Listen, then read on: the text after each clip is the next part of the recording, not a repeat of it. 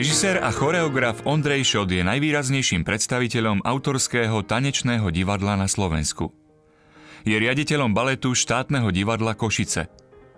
Do divadla prišiel v roku 2000, kedy jeho vedenie, vzhľadom na úroveň súboru, zvažovalo zrušenie baletu.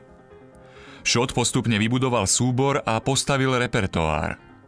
Pod jeho vedením sa z košického baletu stalo významné slovenské divadelné teleso, ktoré ako prvé z oblasti tanečného umenia získalo v roku 2006 ocenenie Dosky za najlepšiu slovenskú inscenáciu sezóny. Súbor sa pravidelne objavuje medzi nomináciami na túto cenu. Šot pracoval v desiatkách divadiel doma i v zahraničí.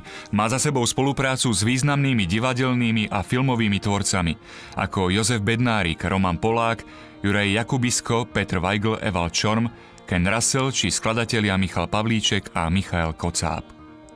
Medzi jeho najúspešnejšie inscenácie patria Carmina Burana, Requiem, Carmen, Labutie jazero, Malý princ, Rómeo a Júlia, alebo doskami ocenená Svadba podľa Figara Mozarta, Odysseus a z ostatnej sezóny predstavenia Tristan a Izolda a Žizel.